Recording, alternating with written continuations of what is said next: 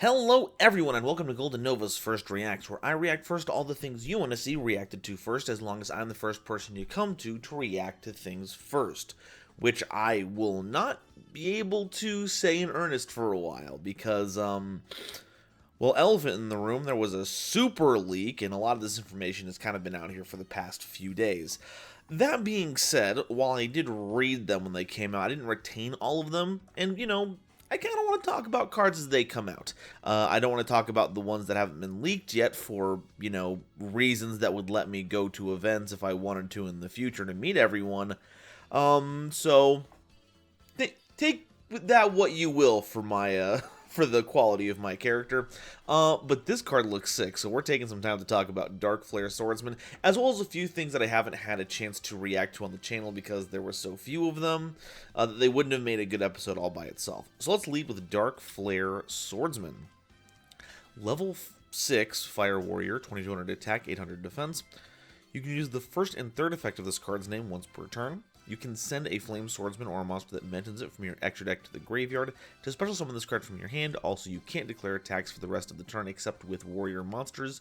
You take no damage from battles involving this card. And as a quick effect, you contribute this card to special summon a monster that mentions Flame Swordsman from your deck except a level 6 monster. So, if I remember correctly, Dark Flare Knight was the original fusion version of this, and it was integral to getting out Mirage Knight, and this should also let you summon that. Ooh, no, you be a Flame Swordsman. The big thing, though, is that it sends Flame Swordsmans or monsters that mention them directly from the extra deck without, well, I mean, the big restriction is the fact that you can only attack with warriors, but I think the big thing this keeps you from doing is, like, teching in the Metal Morph stuff and attacking with the Metal Morphed Flame Swordsman. Ooh, wow. The big combat ones that we have, the big fusion, are all warriors anyway, and they're going to explode everyone in their wake anyway. Okay, finally. Okay, yeah.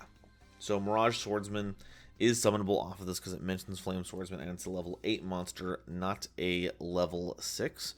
I wonder, what was it that, there's gotta be, because it prevents this monster from being summoned, what other level 6s are in here?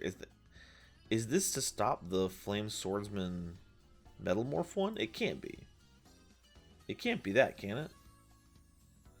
Metal Flame Swordsman? Yeah, because it doesn't mention Flame Swords. It mentions Metal Flame Swordsman. And it could only summon with max Metal Morph anyway, so it can't be that one. Huh. Oh, is it just to summon, not to summon another... It says someone from your deck. It doesn't say main deck, but it can't be to not summon the original Dark Flare Knight. That would be silly. I'm so curious. Okay, I could spend 18 years trying to dig this up. Is there a reason why it won't let us summon a level 6? I'm very curious. The problem with all of this, of course, being, though, that the Mirage Swordsman sucks. For those of you who saw the latest custom card video, someone made a whole Flame Swordsman custom card list, one of which, or it was largely gear-free name, but it was Flame Swordsman support. But the main problem with it was that even with all of the great new ways you could use to summon out monsters, Mirage Swordsman still is just a bad card for the Flame Swordsman archetype, so I don't even know why you would bother doing that. Thankfully, you can just summon this from your hand, get a Flame Swordsman into your graveyard, just like standard Flame Swordsman, and then you contribute this to summon any of the Flame Swordsman monsters, including Fighting Flame Swordsman, which just is a big combo starter all on its own, without having to use your normal summon. So I think that's pretty neat. This is a huge boon to the theme, even if it doesn't let you take full advantage of the card it was supposed to work before the rework. And I would have liked to have seen it redeem it, but I just don't think Mirage Swordsman is at all a redeemable card. The fact that it has an effect that destroys both it and the opponent's monster, and then has a floating effect that does not trigger off of its own effect is criminal. Why would you do that? Why would you do Mirage Swordsman is so bad. Okay, so that's one. Let me show you the second one because I think this is the funniest thing. Speaking of that custom card showcase video, we did a theme around spring. The season, literal springs, anything you could use to justify the idea of a season of renewal. And folks, they made spring. They made spring a card. Can you believe this? Can you believe that they've done this? That's crazy. I think there was also an image of them literally putting a spring in their not in there. What am I talking about? A spring as the card art image. I haven't hunted that down since I saw it, but I think it's another showcase of just how powerful the Golden Nova card manifestation technique is. If I talk about it, we will see it. Let's check out Haru. Field spell, once per turn, you can choose any number of your unused main monster zones, and if you do, place that many number of season counters on this card. Also, those zones cannot be used while this card is on the field. Second effect, monsters you control gain 400 attack for each season counter on this card, and once per turn during your opponent's end phase, you can take a field spell from your deck that you can place a season counter on, and place it face up on your field, but neither player can activate its effects this turn, and if you do, place all season counters on this card on that card. There we go, this should look a lot more functional. B, this is going to be pretty funny. I'm not sure if we'll see the rest of the season cards in this set, although it would make sense if this was one of those like cross set like themed cards, like every few months. Because it kind of lines up with the seasons when we get a new core booster set. So maybe we'll get those over the next year or so. And then we'll see a bunch of different season cards that do season counter related things. If you were to activate this on an empty board, you could get 5 counters on this, which would result in a card that would give all of your monsters 2,000 attack. And you can use this right now. It just takes a field spell that puts season counters on it, but it doesn't have to be a differently named one. So you can cycle to the next spring if this survives all the way through your opponent's turn. Heck, if you survive all the way through your opponent's turn with unusable monster zones, then whatever you summon has plus 2,000 attack. To say nothing of whatever other effects we'll see on other season field spell cards. I'm really looking forward to seeing what these are all about. This is going to be kind of cool and funny, and that's my favorite favorite kind of card design. Okay, Leo Wizard the Dark Mage. This is one of the funniest cards for a number of reasons. Leo Wizard the Dark Mage is a level 4 dark spellcaster, 1350 attack, 1200 defense, level 4. You can only use the third effect of this card's name once per turn. First up, monsters whose original level is 4 or lower with more than 1350 attack and or defense require a tribute to normal summon from the hand. At the start of the damage step, if this card battles a light monster, you can destroy it. Just get rid of that. If this card is destroyed by battle or card effect, you can add a monster with 1350 attack from your deck to your hand. So, going through this, there are plenty of usable level 4 or lower monsters that have lower stats than... Oh, God, it also cares about the defense stat. I didn't register that, actually. Jeez, okay, but so they have to have really, really small stats, and their level has to be 4 or lower. If even 1,400 is an either stat, which is not impressive, you've done a lot to lock out. Oh god, this does mean that you have to have a tribute for Alistair. I was about to say, like, even though this stops that, with that attack stat, you can still make use of monsters like Alistair to get you a bonus, and then you can get around this. But no, even with... and Orth defense, fart. God, that's funny. Okay, so that's the big funny thing. First up. Second up, destroys light monsters when it battles. I think that's like a GBA reference. because the older Yu-Gi-Oh video games had weird rules about how certain monsters could interact with each other, so this just seems like a thing that keys off of that. It searches another monster with 1350 attack. That's crazy. Yu-Gi-Oh card. I'm not going to swap over to it because the dark mode of Yu-Gi-Oh! Organization contrasting with the light mode of the card database that cannot be changed will destroy everyone's retinas. So 13, and this only searches 1350 attack. What are we can grab another copy with this. There are currently 11 monsters in the database that this can search out. Including Momentotlin Tatsuno Toshigo. Hey!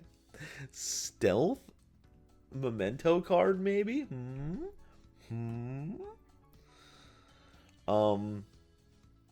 It also gets Amorphage Lechery, but that would involve you playing Amorphages, so I don't think that's valid. I think the thing that gets my goat the most is that it's using the same card border trick as Jongler Ghoul. You guys remember the normal illusion monster that put a card border inside of the regular border so that it had the illusion that was coming out of the frame? And it's doing the exact same thing with the Leo tail up here. Even though Leo Wizard, the Dark Mage, it's not an illusion monster here. Was it an illusion monster in the game? I'm not sure. That's another thing I'm going to need all of you to double check on me, because I can't do that level of research right now in the middle of the video, but seems like that would be the only reason that they would do that, because otherwise, what, you can just put the fake card frame for depth on anything? Nothing is sacred for illusions. I swear, we can't have a single new monster card type enter this game without completely taking away everything that makes it special. This is why Rush is the superior way to play Yu-Gi-Oh! Or so I've been told. Okay, last thing to cover is the new Sky Striker cards, folks. 100-year Sky Striker. We will never stop getting Sky Striker cards. It's just too popular. It's one of the biggest fan favorite themes ever printed. You're never going to get rid of them. First up is Sky Striker Ace equals 0. Oop, wait. There we go. A Link 2 Light Machine monster with 2000 attack, requiring 2 Sky Striker Ace monsters as material. It's got a bottom left and a bottom right arrow to it. You can only special summon copies of this card once per turn, as your Sky Striker Link monsters are wont to do.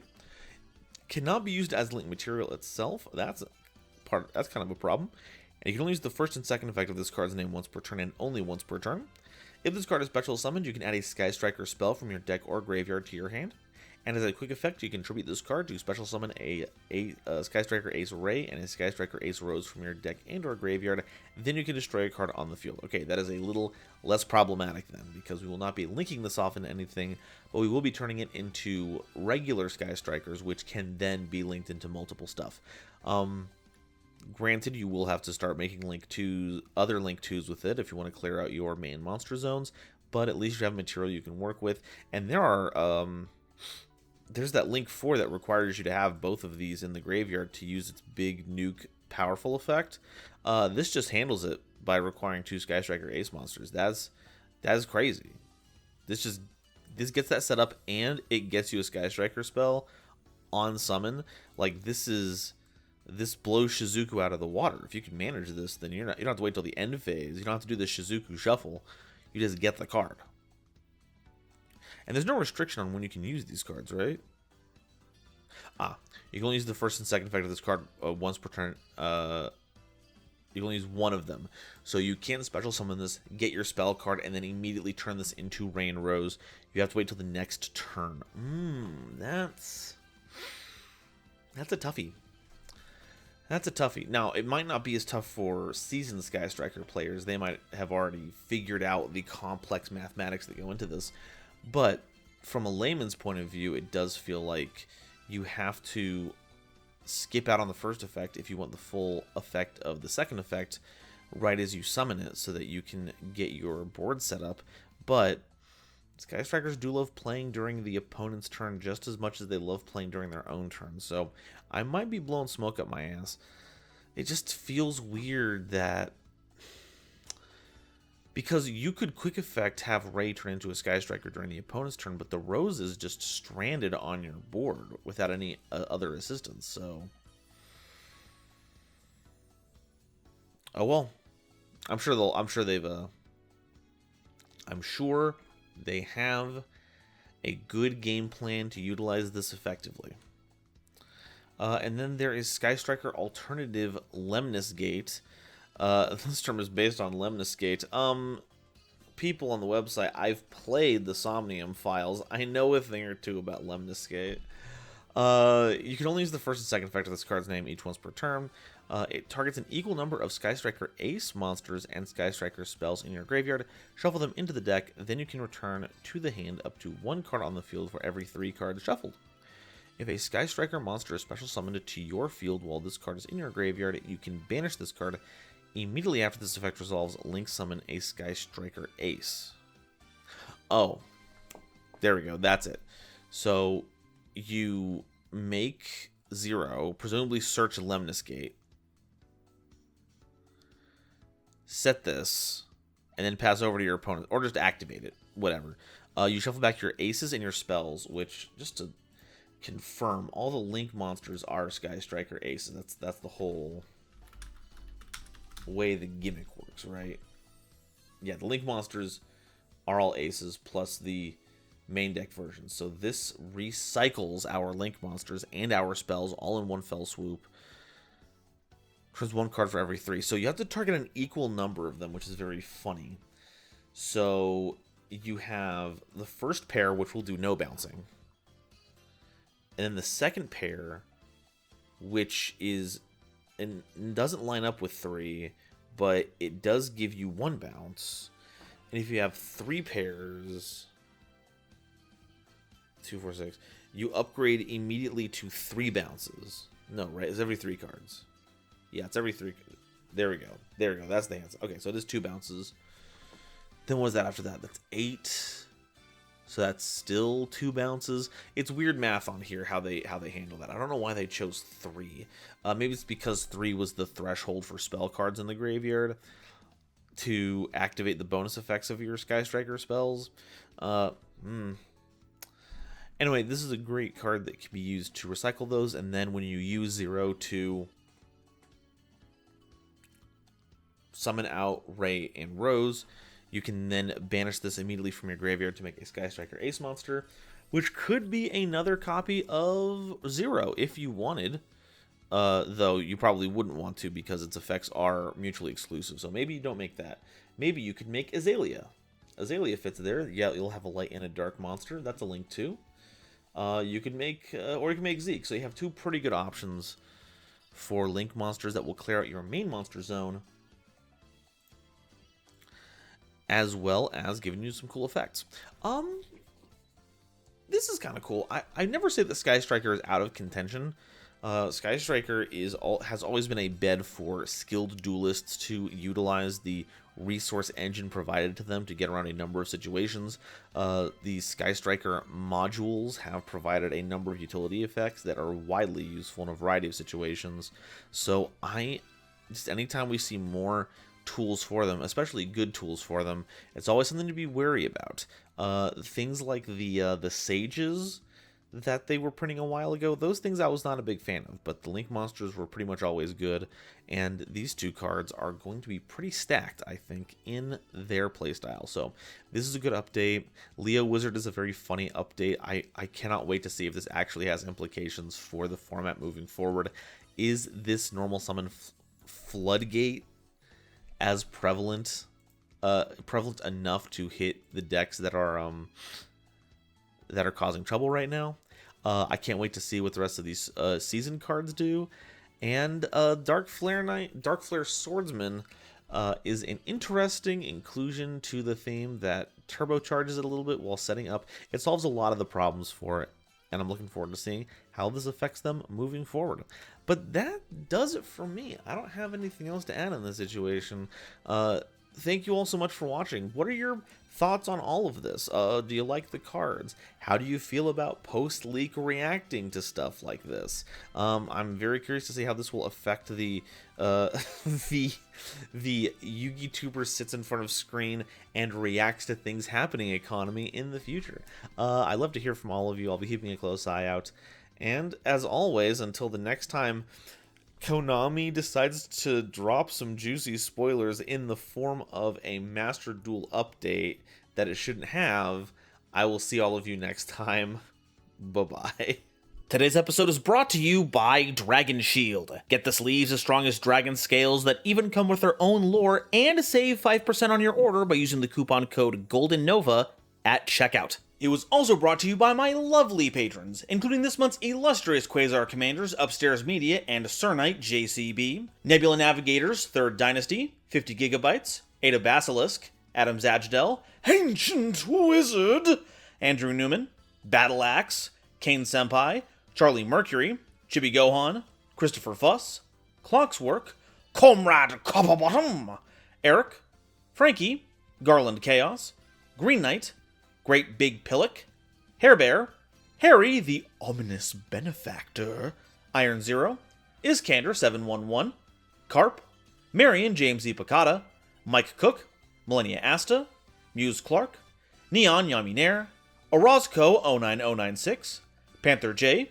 Bat Poos, Rebel King Lucifer, Red Eyes Jackalow, RJ the Jank Monarch, Sonic 21 Blast, The Critic of Innocence, Thievery Coast and the Wizard Moose, Cosmic Crusaders Ally Vatnia, Animasta, Anthrak, Baden Von Titty Sprinkles, Beluga Masta, Blitzwolf, Chaz Ghost, Chris B, Dr. Entity RIP, Eva Padilla, Hike Boyagian, Herbal D, Inblink, Kale the Dragon, Lobomaru 02, Manga Pages, Natiel Lee Alexander, Night Trummo, Not Al Gore, Nyx, Obsidian, Pombo, Rain, Rhyme Kairos, Shwenny, Shizuka Nijimura, Sophie, apparently, Sphilia, Stephen Williamson, The Legendary Raven, The Phantom Knights of Shitted Pants, The Gene, Tiger X2476, Weasel King of Weaseltown, Zaldreka and Zero De Nova,